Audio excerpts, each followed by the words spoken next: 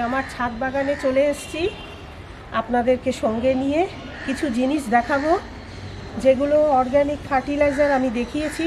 Kitchen West মানে সবজির খোসা, ভাতের ফ্যান, চাল ধোয়া জল, এসব তো দেখিয়েছি। এবার এই যে এক সপ্তাহের মাছ আসে বাড়িতে, সেই এক সপ্তাহের মাছ ধোয়া যে জলটা কালেক্ট করি আমি, এই যে সপ্তাহে এই মাছ ধোয়া জল, এটা ভালো করে ধুয়ে নিয়ে জলটা ফেলি না। এই যে আমার সব সন্তান সময় এদেরকে দেব, সন্তান বন্ধু কি যে বলবো, ওদের বুঝে পাই না। অল্প চাহিদা খাবার খায়, অল্প করে খাবার খায়, আর এই রকম সুন্দর সুন্দর ফুল দেয়। এই যে গোলাপ গাছে গোলাপ হবে, এই যে কুড়ি এসছে, আর এগুলো অর্ধেক ফুটেছে, আস্তে আস্তে ফুটছে। এই সবই এই সব ঘরের খাবার দিয়ে আমার তৈরি। তো এগুলো আমি একটা বালতির মধ্যে জড়ো করে রেখে দিচ্ছি। কালকে কি পরশু এর মধ্যে ডবল মানে 5 গুণের বেশি জল মিশিয়ে পাতলা করে দিতে হবে। এটা কিন্তু ডাইরেক্ট দেওয়া যাবে না, তাহলে কিন্তু সে করে ফাঙ্গাস অ্যাটাক হবে। এই যে এখানে কিছু চাল ধোয়া জল, তারপরে এই যে কলার খোসা, বাড়িতে কলা, পাকা কলা এসেছিলো, সেই খোসা ছোট ছোট টুকরো করে রেখে দিয়েছি আমি, দেখাচ্ছি আপনাদের। এই যে ছোট ছোট কলার খোসার টুকরো, এই যে ভিজিয়ে রেখেছি চাল ধোয়া জল। এটা সকালবেলা এই যে ভাত বসাই, সেই চাল ধোয়া জলটা নষ্ট করি না। এই যে কিছু এই যে চা হয়ে যাওয়ার পর চা পাতা ফেলে দেওয়া, চা পাতা ফেলে না দিয়ে এই যে জলের মধ্যে আমি ভিজিয়ে রেখেছি। এইবার এই যে এই মাছ ধোয়া জলটা আমি দিয়ে দিচ্ছি এর মধ্যে সম্পূর্ণ। এটা কিন্তু ছেঁকে নেওয়া, এর মধ্যে আঁশ টাশ কিছু থাকলে চলবে না, শুধুই জল সেইভাবে দিতে হবে। আঁশ থাকলে পরে কিন্তু সেইটা কম্পোস্ট হতে, ডিকম্পোস্ট হতে টাইম লাগে।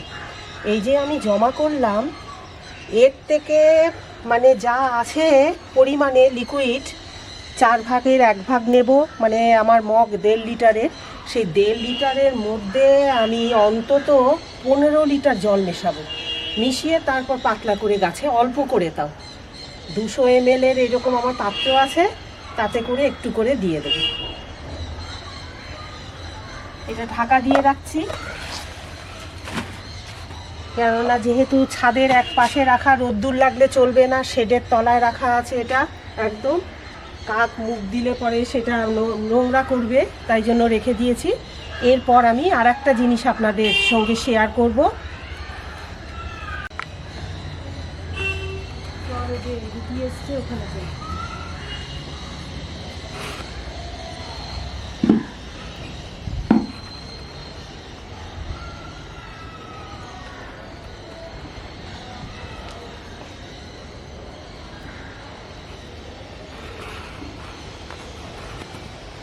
এই যে মাছ বাজারে গিয়ে যখন মাছ কেনা হয়, তখন মাছের যে উচ্ছিষ্ট, মাছ কাটার পর মাছওয়ালাদের বললেই ওনারা দিয়ে দেবেন যত্ন করে। এই মাছ কাটার পর উচ্ছিষ্টগুলো ওনারা ফেলে দেন, তা সেইগুলো সংগ্রহ করে ওই মাছ কেনার সময় সঙ্গে বাজারের সঙ্গেই চলে আসে বাড়িতে। এইবার রান্নাঘর থেকে 1 চা চামচ হলুদ গুঁড়ো নিয়ে এসছি, এর সাথে মেশাবো, কেননা কাঁচা মাছ ডাইরেক্ট দিলে হলুদ গুঁড়ো অ্যান্টি ফাঙ্গাসের কাজ করে, আগেও বলেছি আমি। এটা একটু মিশিয়ে নিচ্ছি, এর সঙ্গে ভালো করে মিশিয়ে নিচ্ছি। এই যে যেগুলো আমরা খাই না, কানকো, তারপরে ভেতরের যা যা উচ্ছিষ্ট যেগুলো ফেলে দেওয়া হয় মাছ কাটার পর, সেইগুলো এগুলো মাটির সাথে মিশে এগুলো সুন্দর সার হয়ে যাবে গাছের খাবার, এবং অত্যন্ত স্ট্রং খাবার। বেশ কিছুদিন ফার্টিলাইজার না দিলেও চলবে। এই যে এটা মৌসম্বি গাছ আমার, এটা 1 বছর এখনও হয়নি, 7-8 মাস হয়েছে। তার মধ্যেই এবার এই যে ফুল থেকে গুটি চলে এসছে মৌসম্বি লেবুর। এই যে এইভাবেই আমি ফার্টিলাইজার কিন্তু ব্যবহার করে থাকি, তারই ফল এটা। এই যে সব অনেক গুটি এসছে, আরও এসছে, আপনাদের দেখাই। এই যে এখানেও এসছে অনেকগুলো একসাথে। এই যে সব মৌসম্বি লেবুর ফুল থেকে গুটিতে ফর্ম করেছে। এই পাশেও আছে, অত দেখাচ্ছি না আর। এবার আমি সার দিয়ে দিই অল্প অল্প করে, এতখানি তো দেবো না একজনকে। এই সার দিলে পরে এই মাছের উচ্ছিষ্ট দিলে ডিকম্পোস্ট হতে একটু তো সময় নেবে, ততদিনে এই পিঁপড়ে বেশি করে পিঁপড়ে আক্রমণ বেশি হয়। সবারই খাবারের প্রয়োজন, গাছের সাথে সাথে প্রাণীদেরও, ওরা চলে আসে গন্ধে। এই যে বেশ খানিকটা আমি ভেতরের দিকে দেব, যার জন্য কেননা এই কাকেরও উৎপাত, এরা এসে মাটি ওপরে দিলে পরে কিছুটা যদি আমি মানে 1-1.5 ইঞ্চি গভীরে দিই, ও ঠিক মাটি খুঁড়ে বার করে নিয়ে চলে যাবে। তাই জন্য একটু গর্ত বেশি খুঁড়ে সাইড থেকে দেব।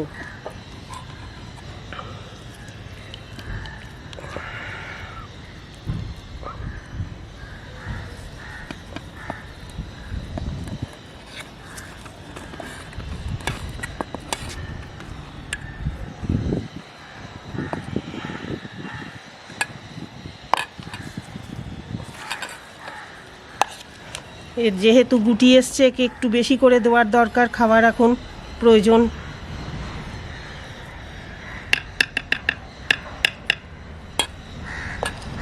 ভালো করে মাটি চাপা দিয়ে দিতে হবে।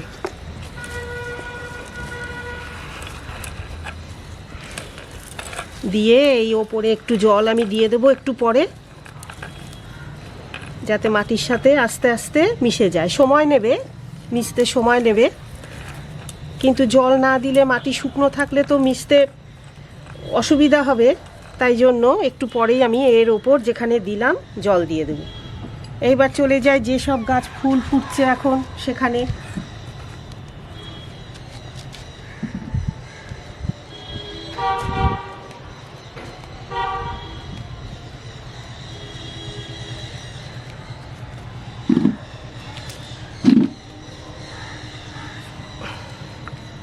গোলাপ গাছের তো প্রিয় খাবার এইসব। হাড় গুঁড়োর পরিবর্তে ডিমের খোসা চূর্ণ দেওয়া যায়, ক্যালসিয়াম, একই কাজ করবে। বাজার থেকে বোন মিল না কিনে বাড়িতে যে ডিম আসে, আমাদের ডিমের নানান রকম প্রিপারেশান তৈরি হয়, তারপর তো সেই খোসাগুলো ফেলে দেওয়া হয়, সেগুলো শুকিয়ে গুঁড়ো করে এই দিলে বোন মিলের মতোই কাজ করবে। এটাও আমি একপাশে একটু গভীরের এই দিয়ে দেব। এই যে ধার থেকে দিতে হবে, গোড়ায় কখনোই না, তাহলে কিন্তু শেকড় নষ্ট হয়ে যাবে। মূল শেকড়েরই চারপাশে যে শাখা পোশাখা, তারাই সংগ্রহ করে গাছকে ডিস্ট্রিবিউট করে দেবে। এই যে এই কিন্তু আমি প্রতি সপ্তাহেই এরকম বাজার থেকে যখনই মাছ আসে সপ্তাহের এইরকম চেষ্টা করি আমি। ভাগ করে অল্প অল্প করে সবাইকে দিতে হবে, যেহেতু এর ফুল এসছে তাই জন্য একটু দিতে হবে। এই যে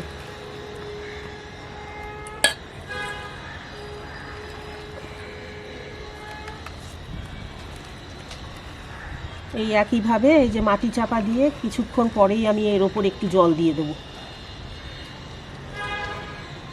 ভালো করে চেপে দিতে হবে। এই যে ধার থেকে, সব সময় ধার থেকে দেওয়ার চেষ্টা করতে হবে, কখনোই গোড়ায় না। বারবার বলছি, গোড়ার মূল শেকড়ের কাছে কিন্তু কখনোই দেওয়া উচিত না। এইভাবেই আমি অন্যান্য যেসব গাছে ফলের ছোট ছোট গুটি এসছে বা ফুলের কুঁড়ি, এই যে যেমন ফুলের কুঁড়ি এসছে, এই সব গাছে অল্প অল্প করে ভাগ করে দিয়ে দেব। আমার এই জবা গাছেও দিয়ে দিই। ধার থেকে খুঁড়ে নিচ্ছি মাটি।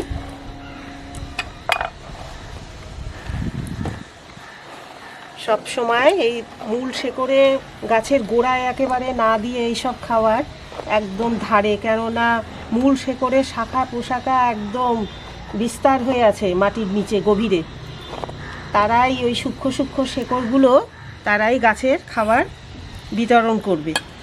এই যে দিয়ে দিচ্ছি।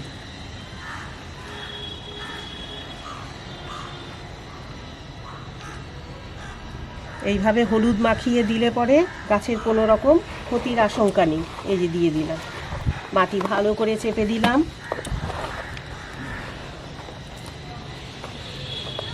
কয়েকদিন পরে দেখব ভর্তি কুড়ি গাছে, খুশিতে একদম কুড়িতে ভরিয়ে দেবে। এই কসমস গাছেও একটু দিয়ে দিই, ফুল ফুটছে, কুড়ি ভর্তি গাছে। আমি কতখানি এক একটা টবে, এটা 8 ইঞ্চির টব, ছোটো টব, কতখানি গভীরে আমি দিচ্ছি একটু খেয়াল করুন।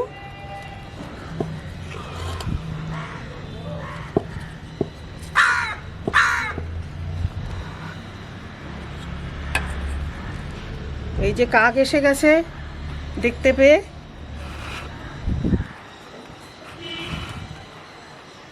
এইবার মাটি চাপা দিয়ে দেব, দিয়ে দিয়েছি।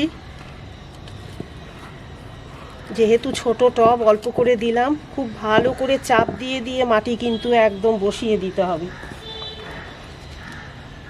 এবার চলে যাব পেয়ারা গাছে। এবার চলে এসেছি পেয়ারা গাছে। এই যে এরও 7-8 মাস বয়স, কিন্তু এখনই এই যে পেয়ারার ছোট ছোট গুটি দেখা যাচ্ছে, এখানে ফুলও এসছে। এই যে ভর্তি গুটি, তলা থেকে পেয়ারা হবে একদম উপর পর্যন্ত। এই যে সেই জন্য পেয়ারার জাত দেখে কিনতে হবে। আপনারা নার্সারিতে কিনুন বা অনলাইনে কিনুন, থাই জাতের পেয়ারা কিনবেন। পেয়ারা গাছ ছোট চারা, একদম ছোট না, যেন স্বাস্থ্য ভালো থাকে সেইরকম দেখে কিনবেন। ঠিক এইরকমই হবে টবে বসালে, হবেই হবে। এই পেয়ারাই বড় হলে আপনাদের সঙ্গে আবার আমি দেখাতে চলে আসব। এখন দেখিয়ে দিলাম, গুটি এবং ফুল দুটোই চলে এসছে। এটা 12 ইঞ্চির টবে বসিয়ে দিলে পেয়ারা গাছটা একটু বড় হয়, তাকে জায়গা দিতে হবে। এই যে পাশ থেকে আমি ঘুরে নিচ্ছি বেশ অনেকটা গভীরে।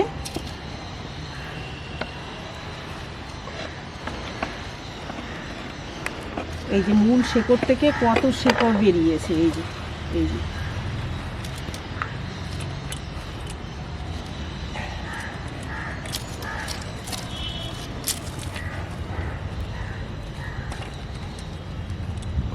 এই যে সব শেকড়, মূল শেকড় থেকে এইসব ছোট ছোট শাখা পোশাখা কিন্তু গভীরে ভর্তি।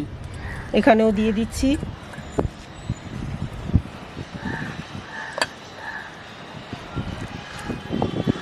একটু বেশি করে দিয়ে দিলাম।